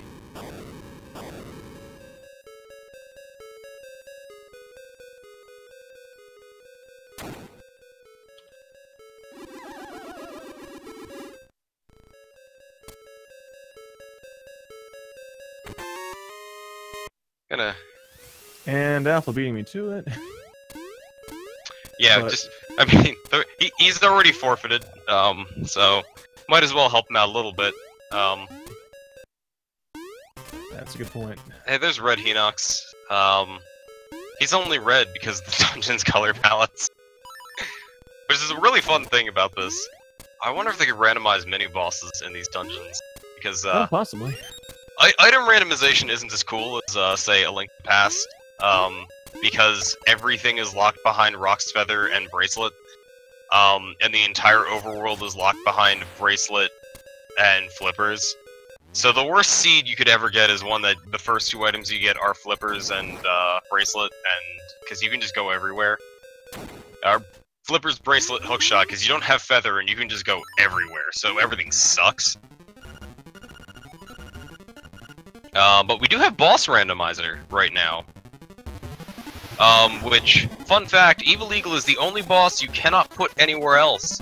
Because if you do, because of this cutscene, it just breaks everything.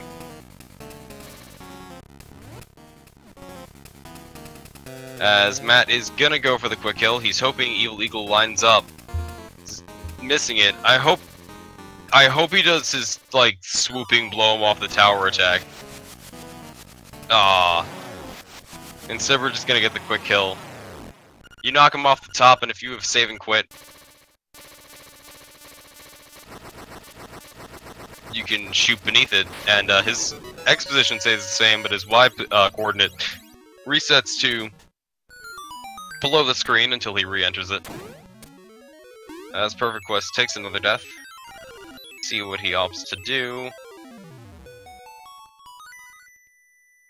His timer has reset.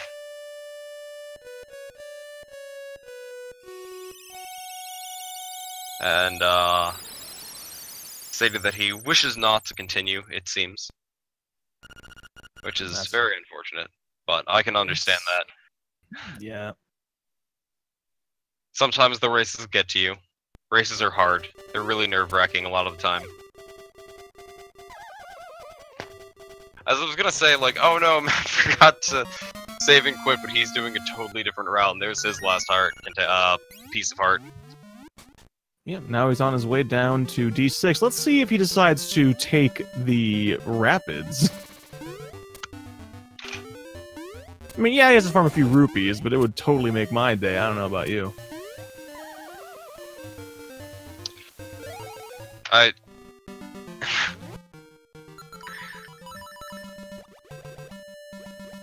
I see. Speechless. It's a bit unfortunate. I'm a purveyor of all the finest ideas. Matt told me I'm not Rapids. He does the great what? That's another one of my favorite tricks. It saves no time because it just replaces. As you can see, the picture guy as a ghost has like murdered him for I don't know, a cover-up of a money laundering scheme. Let's go with that. Takes a picture of the Zora friend. That's him pausing where he tells me that I'm not Rapids. I mean, you can tell when Matt responds in chat because he is slow at typing. I'll make fun of Matt. Matt's a good guy. He loses to me at rando for some reason, so gotta support him when I can. He can beat me in Hundo every day because I can't ever remember the route for more than 10 seconds. Casting's easy, running is hard.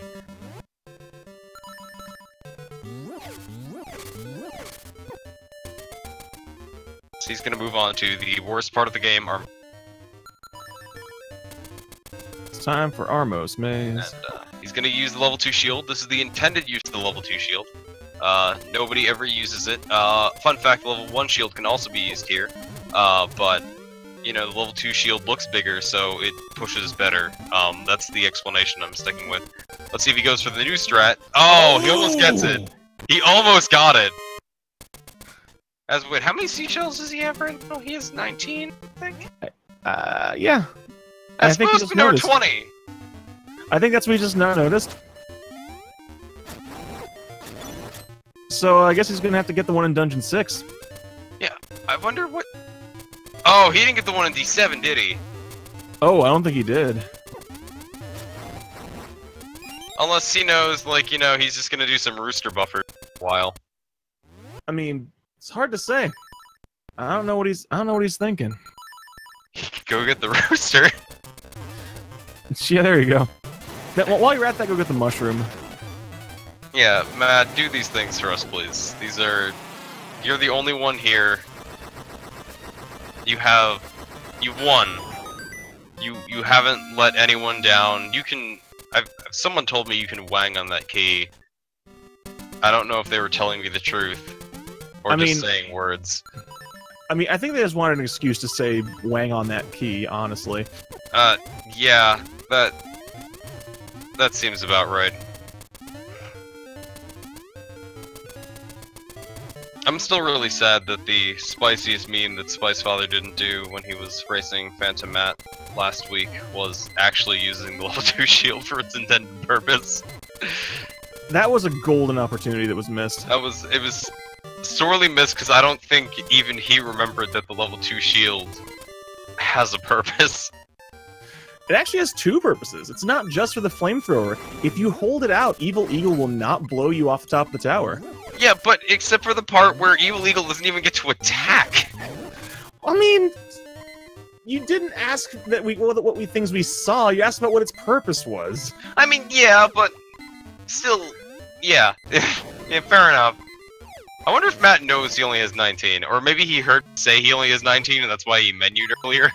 No, I'm pretty sure he knows because right around the time right around the time you first mentioned it, so there wouldn't have been a delay. Because of the delay, he wouldn't have heard it yet. He stopped on the pause screen for a moment, just with 19 visible right there in the corner. He does the boots jump into that. That's only faster if you menu to bomb arrows and no scoop. Sure is going somewhere that's not D6. Well, maybe the one he missed is the one that's up near the door. Maybe he actually hasn't noticed. He sure has no idea what's going on. Oh boy. This is clippable. And here's the sound of disappointment right about... Dun-dun! Try bringing back more. The good news is he does have a convenient backup, although I don't think is he going for it? Okay, yeah, there's a shell in D6 which he can go for, which I'm guessing he's going to go for. Yeah, I hope he's going to go for. Credit Dragon C0 for showing us how to do this quickly, because he did it in his race because he just makes up routes on the fly because he didn't practice or learn anything. He just knows where everything is, so he just did what he thought was fast. And now we know how he gets through this dungeon in randos so unbelievably fast using super jumps. Well, it doesn't look like Matt's gonna do quite as cool of strats in here. Oh man, that was such a cool strat. Wait, what's he doing? Matt, I swear to God. Okay. Okay, so no. Okay, so he... What are you doing, Matt? Oh! You know what? He needs level 2 bracelet first. I forgot about that part. Whoops. Okay. Okay, that's valid. Oh, yeah, I'm like, no, Zool. right, he needs to lift up the elephant statue, or as Cravone likes to put it, a chair.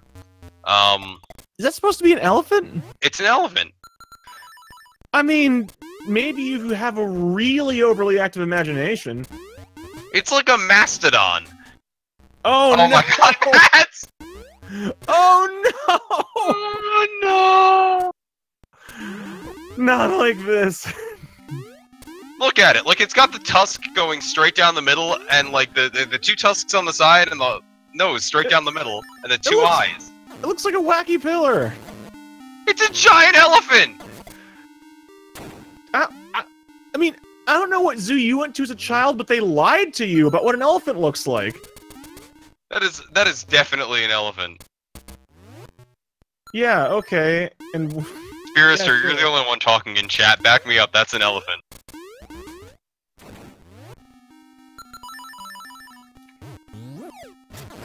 Okay, yeah, you know what? Mammoth. It's same day. Same thing. A mammoth is not the same as an elephant. Close enough. It's got a trunk. It's got tusks. See, Spirister's backing me up here. It's an elephant. A tree has a trunk too, and it's not related to an elephant. I mean, a traveling salesman has a trunk. Are you calling him an elephant? He probably has to go home and I call him Some random dude on the internet called him an elephant. He's so self-conscious about his weight, Alpha, and now look what you've done. God, why are you so heartless? Oh my God! I have no idea what's going on. It's great. Neither do I. It's okay. Don the Nintendo Freak in chat, don't worry. We're also confused. Alright, so at least Matt remembered that you do need level 2 bracelet for this. Yes, a fact that I had conveniently forgotten because I have not been paying attention to this race for a little bit. For reason. Because it stopped being a race, mostly. When he was in that room, I'm like, why didn't he open that chest? There could be something in it, but this isn't the rando. And that's the only time we ever go in that room. And so you see these horse heads. Remember those now. I wonder if he exits D6 and goes and grabs the level 2 sword for the absolute 0 time save it gives you in D6, because it is... You don't hit anything with the sword in this dungeon. Well, you can hit the tiles. Yeah, but they take, you know, 0 damage. They just die. Well, no, oh, he's doing hookshot glitch. Alright, he's doing hookshot glitch. This is a glitch no one does in this category because there's no reason to. You don't have hookshot equipped. Well, you do hit the wizard with a sword, though. That's true, but he has... the wizard robes are immune to sword damage. Well, yeah, but that's how you conveniently knock it into bomb blast range. Mato's boomerang strat, which I like. Ooh. So, he puts a bomb down here, and then, oh, he's not doing it anymore. Matt, that strat works significantly less than the strat that you did last time. He threw a boomerang at the top one, and it's like you hit him with the level 1 sword with that red tunic, and it just puts him right there. These are also a touch and die enemy. So... yeah, this is the one dungeon that having level 2 sword for is just nothing gets hit by the sword. Nothing saves any time here. That's the thing that's unfortunate about the level 2 sword. It's useful in a handful of spots, but there's a surprising number of places where it isn't. I mean, D6 is we skipped the part where it would speed it up, which is fighting Smasher, the most adorable mini boss ever. Because, I mean, like, you have... and we don't even see Smasher in runs anymore. Which is unfortunate, because Smasher's cool. Yeah, I mean, we don't see Goma either, but no one cares about that. Yeah, who cares? If you want to care about Goma, go play Cravone's ROM hack, then load save state after beating it rather than thinking through. Like a smart person. Why would you make me think of Cravone's ROM hack, like, on any I don't day? know, it got me really good at pit jumps. Okay, so we're gonna see Matt go for world record on horse heads. World record is held by Cravone at 34 horse heads. That's a lot of horse heads. Okay. And first try, he has Bamboo's cart. PerfectQuest confirming in the chat that what happened to his bombs was the fisherman bomb trigger, and he lost 30 bombs there. Oh, that's unfortunate. Yeah. Once you learn how to, okay, so Matt electing to run just straight into the pit. He has had a bad run-in with his eye before. Yeah. As I did in my exit performance of the top 16 of last year's tournament, which I ended up forfeiting because I was just I was not having a good run. I was also against EGH, and I wasn't gonna make everyone sit around for their 20 minutes while I finished. Oh. Yeah, I advanced in the best way possible by beating... I think it was you, actually. And... Maybe? Yeah, I think it was you. And then... Sikinar never showed up, so I advanced. So I got the 16th seed and had the privilege of getting bodied hard. Wait, wasn't that the one where, like we both had really bad PBs, and then I beat your old PB, but you also beat your old PB by more than I beat your old PB, so you won? Yeah, something like that. Yes! That was it! I remember that race! That was a good race. Like it was a close race between us, but we both suck at rooster skip at the time, so whatever. Yeah. Oh man. That was some good stuff. I haven't practiced a run like since that day. The takeaway is this game is a lot of fun, and playing with other people is an absolute hoot. Rock's Feather makes this game better than every other Zelda game to speedrun, and unlike the Oracle's games, you don't have to do any stupid listen to the sounds to figure out what your RNG is, so you can get a ring that makes you go faster. That's, I hate that idea in terms of, speedrunning. I mean, it's great considering that if you just RNG ring every time, and if you don't get it, then you lose a ton of time. That sucks. Why did Matt save and quit there? I mean, he's covering his bases. Okay. Okay, you know what, if he saves and quits there, then he does validate. Where are you going? Did he forget something? Oh, he has a level 2 sword! Oh god! Oh no! Oh my god! Oh, that's good. He forgot about that. He tried to save and quit because he thought it would go back to D6. Where's he going? He's trying to get to Animal Village. Okay, he was trying to save and quit so we go back to D6, but we didn't know that Mamba reset his save and quit point. That makes a lot more sense now. Alright. He probably would have been faster just to run around from the other teleporter.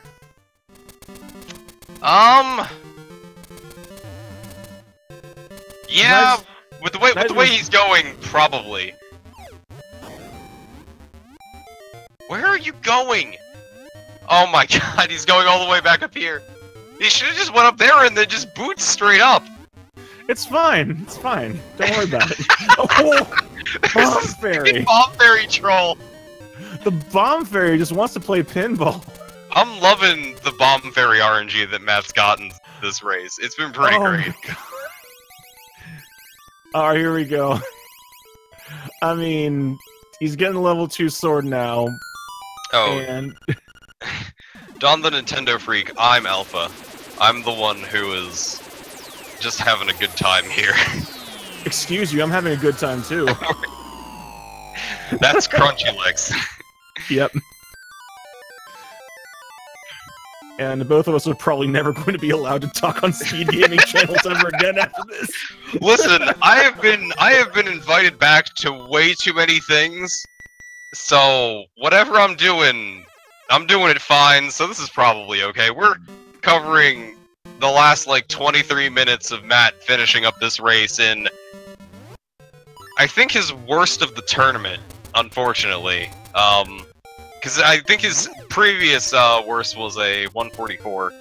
Not to say anything bad about him, but might hit 150. I mean, this sort of thing happens sometimes. I mean, everyone's gonna have a worst run of the tournament. It is what it is. I mean, that's the thing about this game. Sometimes you just have bad runs. You just gotta keep going. You don't let it get you down. Yeah, and they always all of your bad runs always end up happening when it's being streamed in a race. Like, you know, you spend a bunch of time working on a game, you PB right before the race. This is a good meme. We're gonna shut up now. Listen to the anthem of Conlet Island.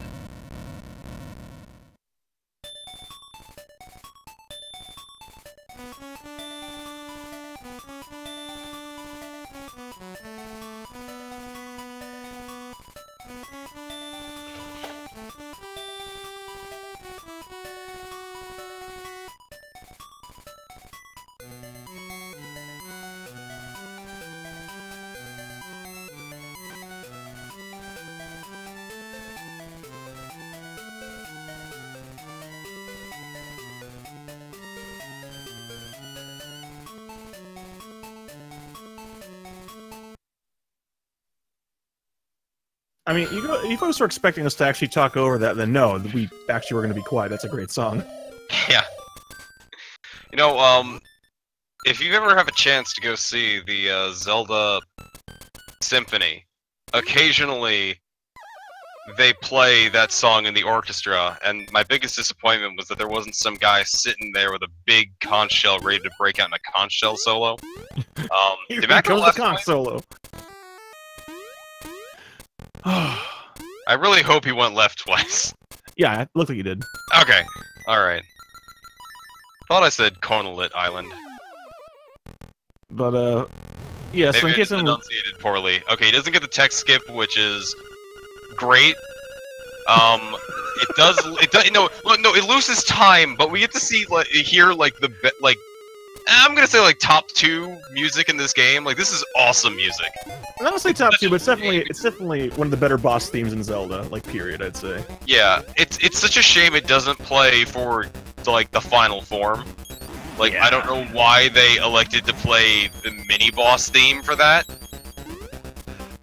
I mean, I guess they wanted to show it was different, like, but then rather than using a different song, they just, I don't know. Now we have Aghanim. Let's go for Blue Ball World Record. That is a record I can still set. That's very true. So that's the fun thing about Link's Awakening DX, that even if your run is going badly, you can still world record. It just has to go astronomically badly, as every shot from now on is now a 50-50 chance that it will be a regular ball or a blue ball. Yep. And I think so far in this tournament, the worst we've seen is 11. There's the first one. The world record is 17 consecutive. I think it was Spirister who said he technically got 18 when he tied it, but he missed, or he got 18 at one point, but he messed up a regular ball. So it doesn't really count. Yeah.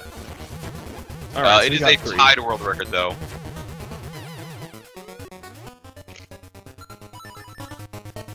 I hope Matt goes for the YOLO Death'll skip. Oh, he doesn't. No, but now it's time for Death'll. So, the Boomerang, despite being kind of a not very a damaged weapon in other Zelda games, in this game is actually the most powerful weapon in the game. It does 255 damage or stuns. Yeah. That's like a car with a gear shift that only has 2 settings: reverse and light speed forward. Matt typing some words into the Discord. Words in Discord? That never happens. That probably are inappropriate to repeat on stream. Let's see if Matt wants to come in for an interview.